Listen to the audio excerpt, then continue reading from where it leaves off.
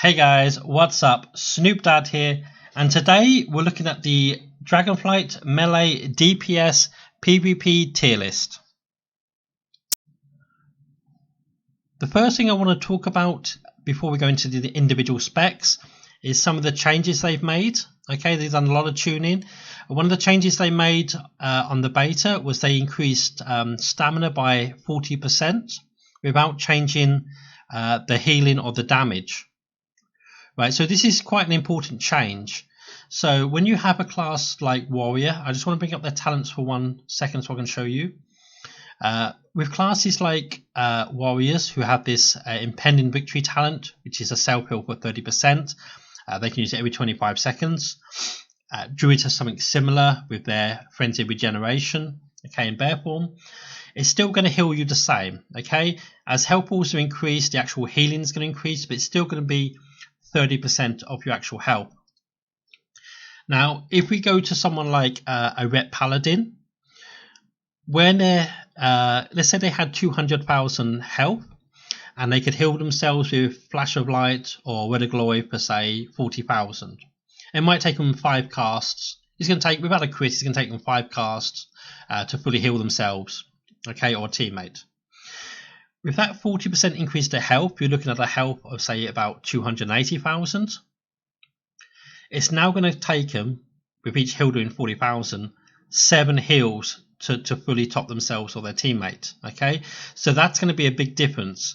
So now with classes getting tankier and without the increase to healing, those classes with those percentage-based heals are going to be in a much better position than those who had like a non-percentage based heal, such as paladins with like Flash of Light, healing surge on shamans and things like that. Okay, so having said all that, what I'm going to do is I'm going to go through each class. Within each class, I'll do the specs next to each other. So we'll do the Fury and Arms together. I'm going to then do Unholy, then Frost. When I get down to the Rogues, I'll do Sub, Assassin, and Outlaw all next to each other. Okay, so it won't all just be random. So Fury is going to be very strong.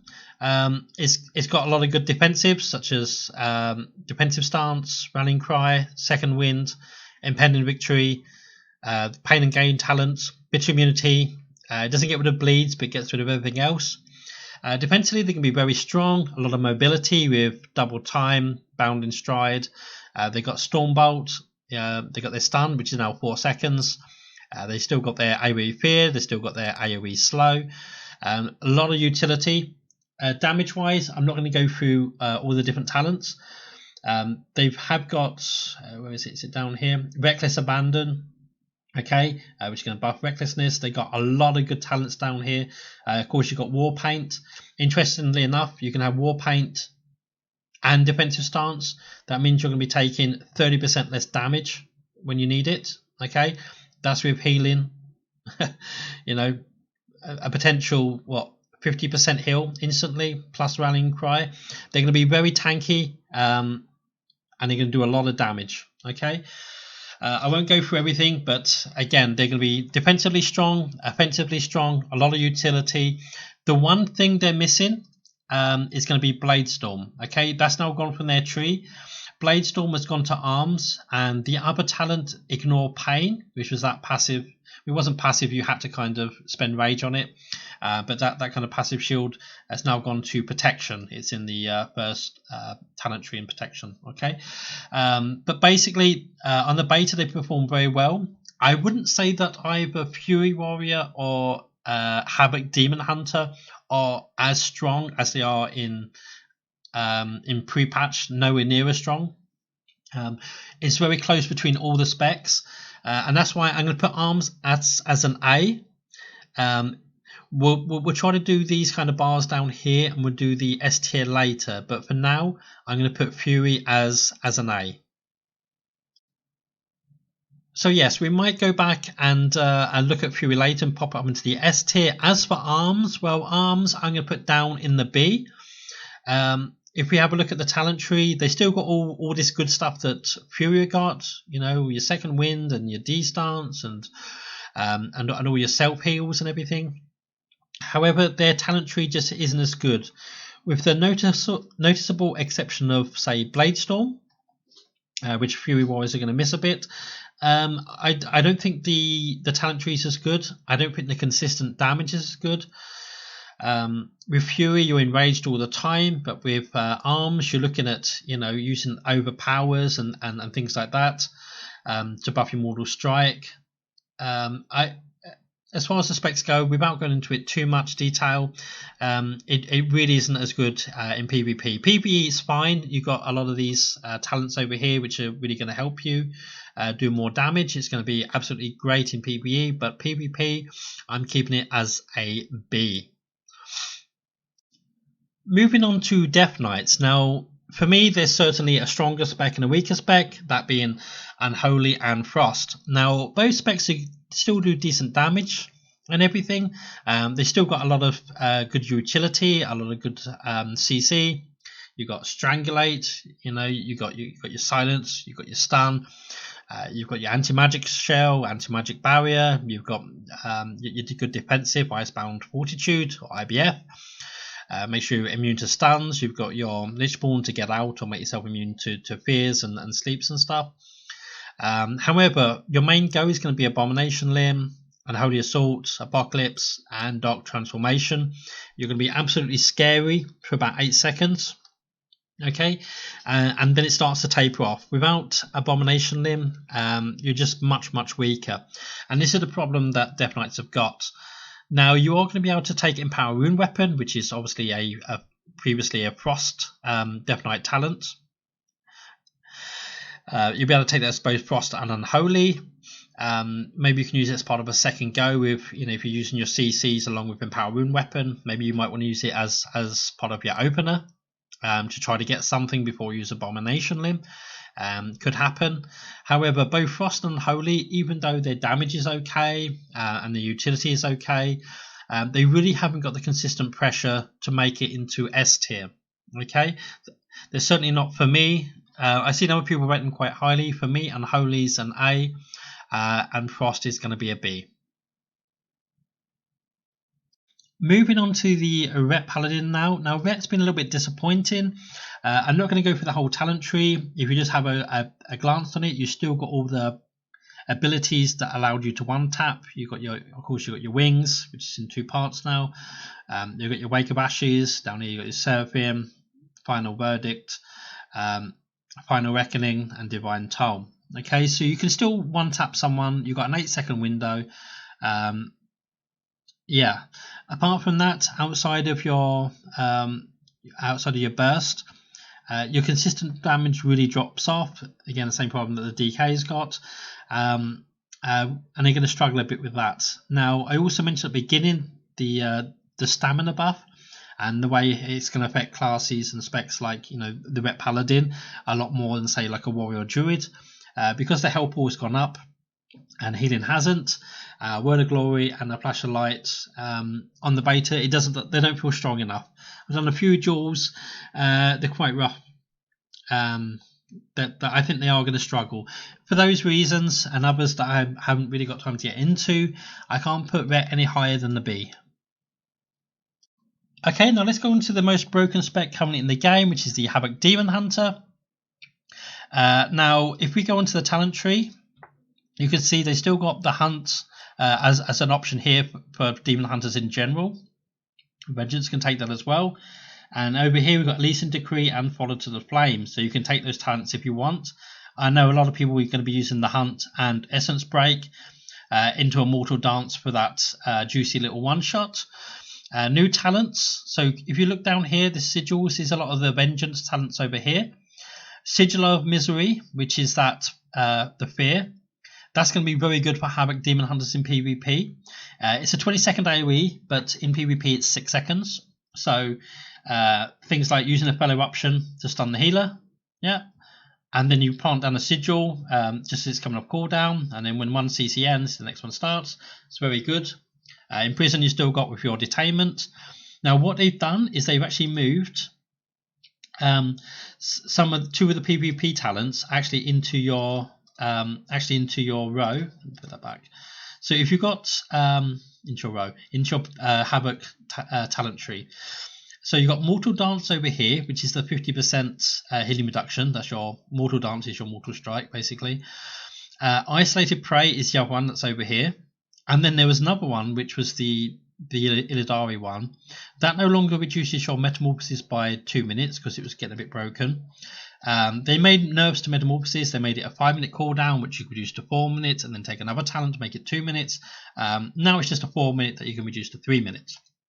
Lastly, I want to say they made nerfs to the Haste and Leech, so they're lower now, especially when you buff them with Eye Beam and Metamorphosis and go into your demon form. So it's a nerf to Metamorphosis and the Furious Gaze talent, basically. Here's my, if you look at my numbers for my haste, 66%. That should be 86, and that should be 0.81 global cooldown. As you can see, it's been nerfed. My leech is only, did it go to 20%? So it goes from 10 to 20%. So I think that was 25-30% leech. That's been reduced, and your haste has been reduced as well. Having said all that, it's still going to be a very, very good class, very good spec to play. Definitely S tier. Moving on to the Enhancement Shamans. Now these are a very solid spec at the moment. Shamans in general have got a very good class tree. They've got everything you want. I mean, if you just go through Astral Shift, Earth Elemental, Earth Shield, Spirit Walker's Grace. They've got Earth Grab Totem, Capacitor Totem, Tremor Totem. They've got a Cleanse, they've got a Purge, they've got their Frost Shock, Hex. They've all got access, if they want it, to Lasso and to Thunderstorm, which is great. It's great that all 3 specs have got these, as well as things like Spirit Walk or Gust of Wind. Now, we're talking about Enhanced specifically. They got a lot of damage. Unfortunately, they've also got a lot of damage cooldown buttons which they need to press as well. Things like Heroism, Ascendance, Primordial Wave. Things like Wind Fury Totem. If you look on here, you've got things like Sky Fury Totem as well. There's just an awful lot of buttons that they need to press to get out their maximum burst.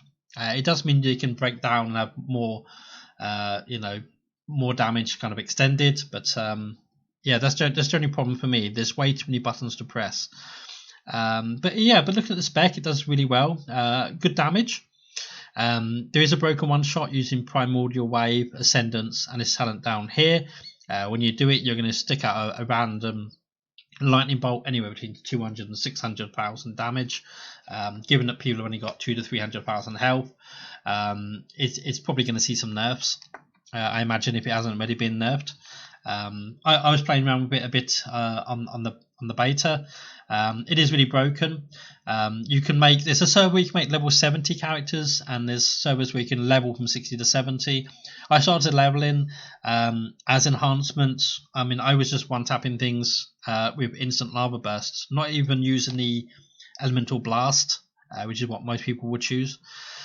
All in all, I would say a very good spec. Not too many weaknesses. The weakness is probably more defensive, but again, with things like Static Totem, you can trap people offensively, or you can sit defensively to run away. You got Counter Strike, Grounding Totem. There is just so much you can do, and in PvP, especially if you've got a healer, they're very, very, very good. So I'm going to give Enhancement Shaman into the A tier. So moving on now, for the rest of the video, I'm going to have to be quite quick. Not everyone wants to sit through a long video, and I'm personally running out of time. I want to quickly show you this monk. They've got all the utility. They've got, they've got their portal. They've got their movement. They're going to reportal. They've got their stun. They got their paralysis. They can still, if you need to trap someone in the room, you want to do your Ring of Peace. They've got everything they've always had. Basically, the damage is there. Everyone's crying about the one shot. The one shot, I'm going to show it to you. The legendary ability Keeper Skyreach is down here. You've got your Bone Dust Brew down there. You've got your choice between Serenity and Storm, Earth and Fire. If you take Storm, Earth and Fire and use it with Strike of the Windlord after doing a Keeper Skyreach, you're going to do a lot of damage. Okay, so the one shot is using those 3 abilities: Storm, Earth and Fire, Tiger's Palm, Strike of the Windlord. Because your damage is pumping, you can use Zwen as well if you want. You can use like a Rising Sun kick or a Blackout kick first, and then use a Strike of the Windlord if you want. You want to finish off with a Touch of Death. On your weapon, you want to have a Frozen Devotion. Let me just show you the one shot first of all. So Storm Open Fire, keep a Sky Reach, Tiger Palm, and then you want to use your Strike of the Windlord. That's going to hit them multiple times. It's going to hit them even more and even harder if you're using Bone Dust Brew. Alright, so all the damage is there. They're very good class. They're going to be a solid A, if not an S. Okay. The one downside that Windwalker has is that they're a little bit squishy. Although they have their touch of Karma and Diffuse Magic and various other things, it is defensively that really lets them down. Personally, if people have got Windwalker Monk in their S tier, I think that's fine. A lot of the classes struggle defensively. But for now, I'm keeping it as an A. As we move into rogues, what I will say is I'm not a rogue main or anything. I played more sub-rogue than anything in Shadowlands. I think that out of the 3 specs, I know Outlaw's very tanky. I think Assassination is going to be the #1 spec moving into Dragonflight. Now, what I will say is Subtlety have probably got the worst changes to them. I'll explain why. In the beginning of Shadowlands, they were one-shotting everyone. Okay, and the reason was because health pools was too low compared to the damage. They've just increased the health pools by 40% now on the bait and Dragonflight. Okay, and that's going to affect Subtlety the most because they rely on those one-shots. Okay, outside of their 2 dances, okay, they really do struggle with the damage output. Okay, they need to kill with Shadow Dance and ideally with their Shadow Blades. All right, so for them, they're going to struggle the most. Having said that, Gouge is now available to all 3 rogue specs. Okay, so that certainly benefits Sub and Assassination more than it does Outlaw, who already had it. Of course, Outlaw benefit better, the high health pools, the tankier. So I don't think they're going to get such an increase from that. Now, there are some interesting Covenant abilities because Shadowlands just won't go away. It's coming with us into Dragonflight. Same for all classes and specs. You've got all these Covenant abilities coming with us. Echoing Reprimand's here. You've got Sepsis over here. Flagellation over here. Of course, this is for Sub. Vanish having a second charge. That's going to be quite good for Subtlety. Now there is there's the Rotten Talent. Where is it? Here you go. So Vanish reduces the remaining cooldown on the upper rogue abilities by 10 seconds. Okay, 2 points in there. That'll be 20 seconds. So that's quite interesting for Subtlety rogue. They've also got all these other options with all the blinds and poisons. You've got leeching poison here. Again, that's good for all 3 specs. Previously, it was just Assassination. Down here, you've got Fizzlety, 3 charges. It restores 100 energy. That could be insane for Sub. That could be absolutely insane. I'm not sure if it's mathematically possible to have both Fizzlety and a second Shadow Dance, though. It might be, but then you won't be able to have enough for Echoing Reprimands. Okay, so and that's the Echoing Reprimand where they function as if it's 7 combo points. Okay, so that will affect your Kidney Shot as well as your Rupture and Eviscerate. Very good for Assassination though. Okay, so this is Subtlety. Overall, I think it's good. I think it's good for them, not for everybody else, that they've got the 2 charges of Vanish, but they got the Gouge. Assassination is the one that's doing the most damage, I think, at the moment. Assassination damage, especially on the pre-patch, is out of control. They got so much. I mean, Fizzlety helps them. Echoing Reprimand was going to help them. They've got a lot of these different abilities down here, Covenant abilities. They got Sepsis. They got Serrated Bone Spike. Of course, Echoing Reprimand over here. So it's going to feel even more like Shadowlands going into Dragonflight. They got so much. They got Exsanguinate over here. Death Mark. That's the one that's going to do a lot of the damage. Garrote. It's absolutely insane the amount of damage output they can do. If anyone hasn't seen some of it, I would suggest watching someone like Palamore. He will show you how to do the Assassination Rogue one shot. Okay, it's absolutely insane. As for Outlaw, I don't play a lot of Outlaw. Back in the day, I did play Combat Rogue. Excuse me. I don't like Outlaw so much. As for where you're going to place them, it's quite difficult because I'm not a rogue mage, a rogue main, and I don't like play rogue mage, which is really their best. See, this is the thing about rogues. Okay, when they play rogue mage in 2s or rogue mage priest or whatever in 3s, that's when they play their best. You know, if you're playing rogue warrior, it's not the same. Okay, and this is the problem they have. A lot of these other classes, you can play them with different specs. You know, like warrior, you can play you know, Ret warrior, you can play TSG, you can play turbo. You know, you can play, you know, Thundercleave, you know, you can play with a Windwalker Monk, that's just fine. You know, you can play with a Demon Hunter, maybe not so good, but there's a lot of good combinations. With Rogue, they don't synergize very well, you know, like with Shaman and Monks in the same way, you know. So with Rogues, you're still limited a lot, mainly to playing with a Mage. I'm going to put Assassination as S tier though, just because of their damage. You could argue they're only A tier, but I think damage wise they're certainly an S tier. The thing about Assassination that puts them higher than Sub, because Subtlety and Outlaw can both do a lot of high damage. Outlaw can also do a lot of consistent damage. Rogues, Assassination Rogues, they can get all their damage rolling on multiple targets. You know, the Groat Silence, for example. I mean, they can use it on the kill target, or they can use it on the healer. Okay. You know, they've got the Gouge as well. It's just so much they can do. That they can do a lot of CC or they can do a lot of spread pressure. So they're going to be S tier. Subtlety, again, I think they're really going to struggle. If they're playing Rogue Mage, you could argue they're A, possibly S, but I think realistically, you're looking around about a B tier, generally for PvP, you know. And that's just because of the higher health pools and the fact that a lot of classes, they're going to be playing a lot of solo shuffles. They're going to get wise to rogues quite quickly. You know, new players this is. They got a lot more, like if rogues go on the Resto Shaman, now they can just Thunder Shock them away, you know. Assassination can Groat Silence them, but Subtlety rogues, they're going to struggle against a lot of classes.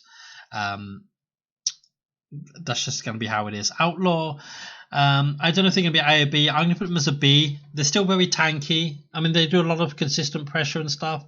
They still got a lot of the things that made them strong. Maybe they are an A. Personally, I would rate them as a B. Out of all the 3 classes, they probably can play with the most. However, they're not as dangerous as Assassination, at least not in my opinion. And that's what this tier list is about. So I'm putting them as a B.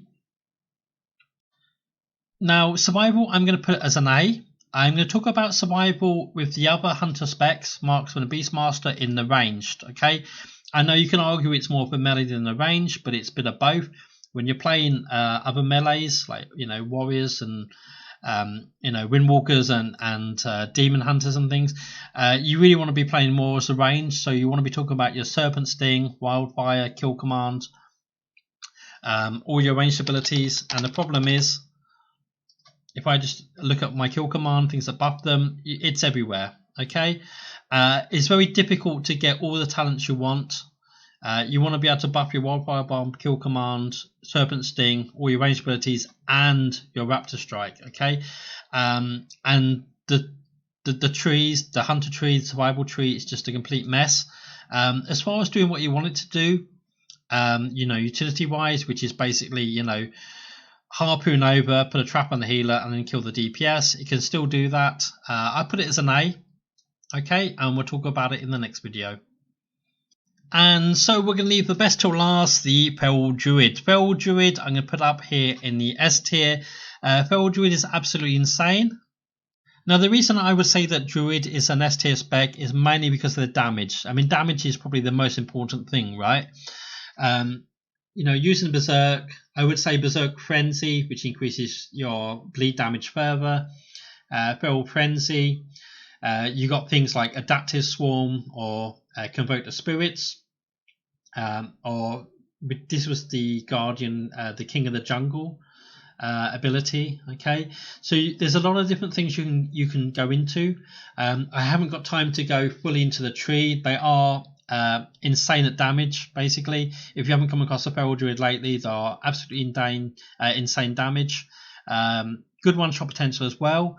However, their ability to bleed up multiple targets, I would kind of limit it in an arena to, you know, bleed up both, at least one, if not both, DPS targets, and use your bash or your maim or your roar into a cyclone on the enemy healer. You can off heal your teammates. Hard to the Wild is great if you've got the talent points to take it.